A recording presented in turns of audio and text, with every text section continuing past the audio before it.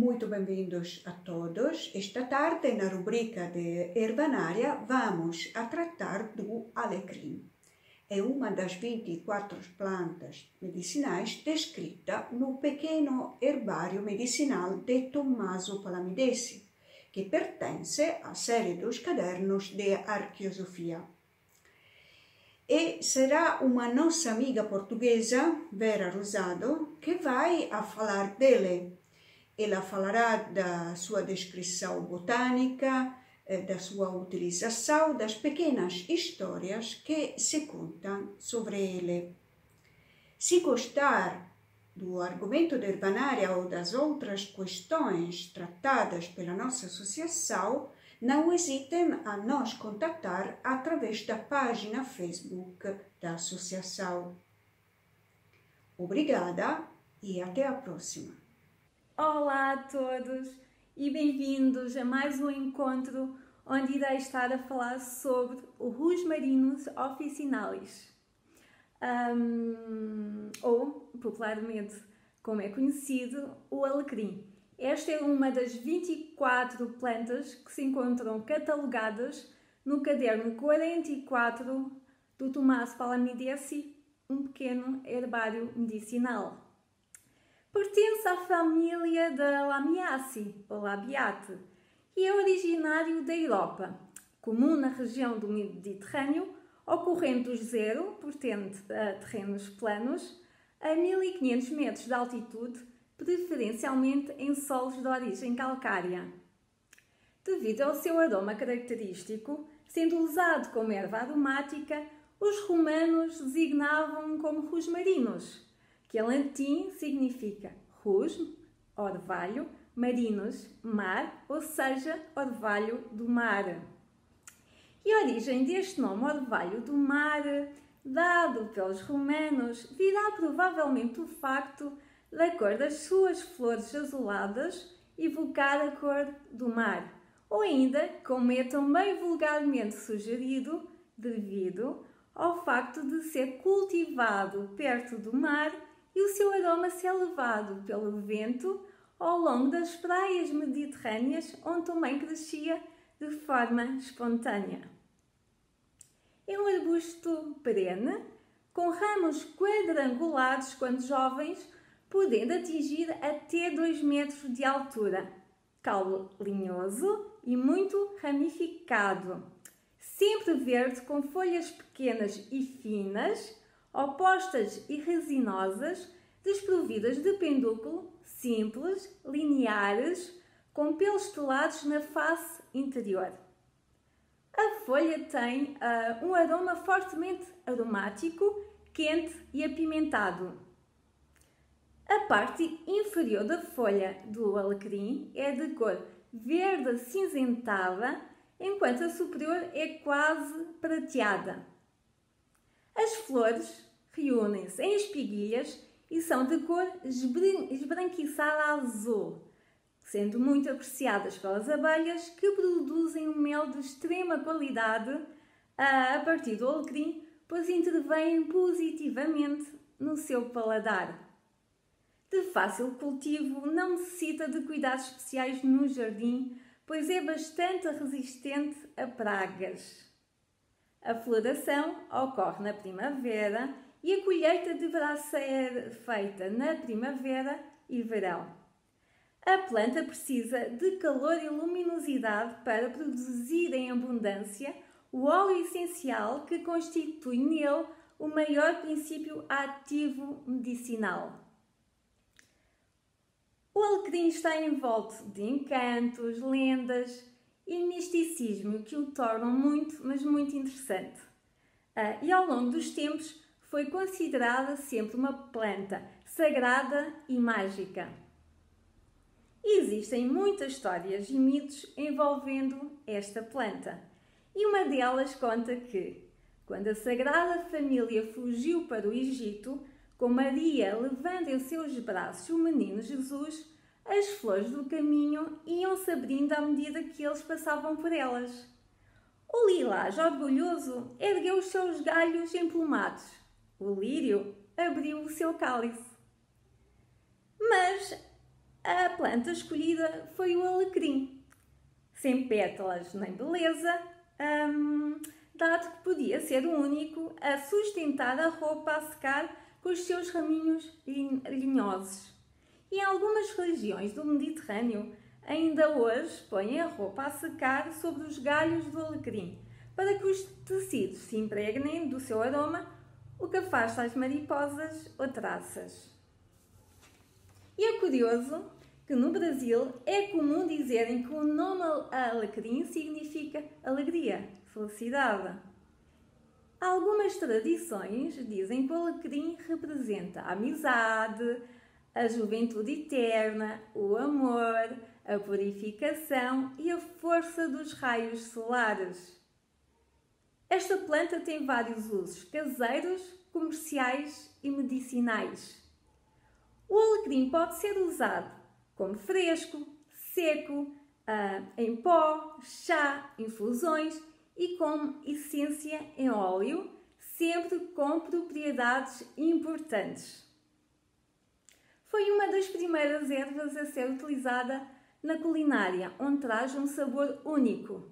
É excelente para temperar e aromatizar pratos de comida, vinagres, azeites e vinhos, ou mesmo para aromatizar a água, sendo também muito utilizado na decoração dos pratos. O sumo é igualmente usado na fabricação de cosméticos, principalmente na criação da água de colónia, pois as substâncias encontradas na composição química do alecrim, como o tanino, o óleo essencial, pineno e a cânfora, entre outras, lhe conferem qualidades estimulantes e tonificantes ideais para perfumes. A sabedoria antiga fala sobre os benefícios do alecrim, os quais têm sido transmitidos ao longo dos séculos.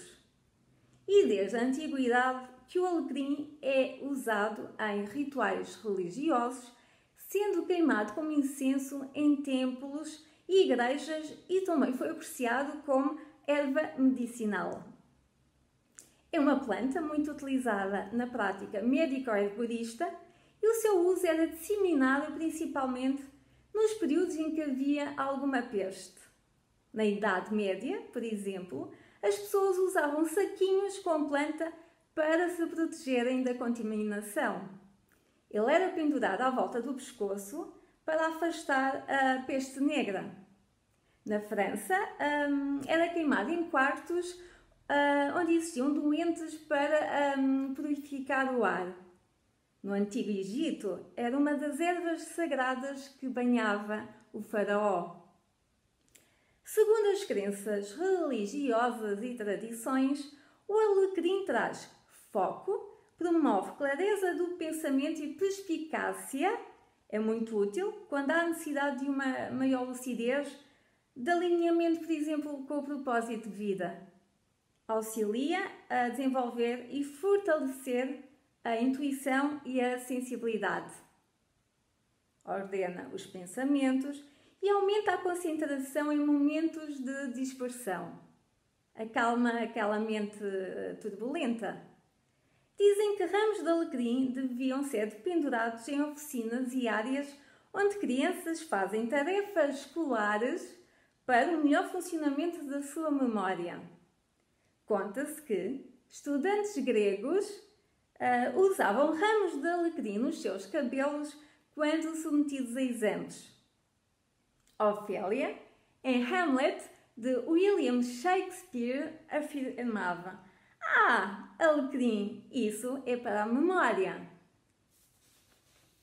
E mais recentemente, em 2017, um estudo realizado no Reino Unido concluiu que o aroma do alecrim pode ter efetivamente benefícios para a memória.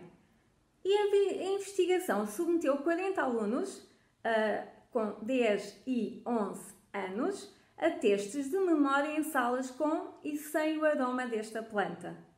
E os estudantes que desconheciam por completo o propósito do estudo obtiveram melhores resultados quando estavam numa divisão onde cheirava a alecrim. E é interessante que Os alunos que realizaram os testes de memória numa sala com cheiro a alecrim tiveram resultados entre 5 a 7% melhores dos que os que fizeram as mesmas provas num ambiente isento deste aroma. Como eleva a pressão arterial, elimina a letargia, aumenta a determinação, o autocontrole, a expansão da criatividade e da consciência. É uma erva que anima, alegra, combate a apatia e a melancolia, podendo ajudar a combater a depressão e estados permanentes de cansaço por problemas emocionais. É a planta da alegria, que nos remete à sensação de felicidade, de bem-estar, acolhimento, aconchego e paz interior. E como curiosidade, o alecrim tem ainda correspondências astrológicas com os planetas Marte, associado à energia, dinamismo, impulso, transformação, e ao Mercúrio, associado à mente concreta, à inteligência, e ainda ao signo de Carneiro, um signo de fogo regido por Marte. Para outros autores, o alecrim tem várias propriedades. Para além de excitante e tónico aromático, é diurético, diaforético, imengogo, irritante cutâneo e antiespasmódico. A tradição nos indica o alecrim pode ser propício, por exemplo, para a dispepsia atónica, popularmente conhecida como indigestão, as gastrites, estados de languidez, ou seja, de moleza, apatia. E encontramos escrito que a tomada em pequenas doses estimula a secreção dos sucos gástricos, do intestino e da bilis. Facilita as menstruações e externamente foi utilizado como linimento ou banho aromático, é estimulante e elimina parasitas. As partes usadas são as folhas, com os ramos e as flores, e que devem-se conservar sempre ao abrigo da luz. No entanto, existem alguns cuidados a ter na sua utilização, uma vez que as ervas podem causar reações que são diferentes de pessoa para pessoa. As ervas secas não devem ter mais de 1 ano. E as dosagens adequadas são diferentes para o homem e mulher adultos, para os idosos e as crianças, e a quantidade adequada a usar para se preparar uma infusão ou tintura deve ser estabelecida de acordo com várias regras e de acordo com a orientação do médico. E se gostarem de ler sobre este tipo de assuntos de ervanária, uma monografia válida pode ser o caderno 44 do Tommaso Palamidesi, um pequeno herbário medicinal. Fica aqui a sugestão, espero que tenham gostado e encontramos em breve. Ou como dizem os meus amigos italianos, a presto!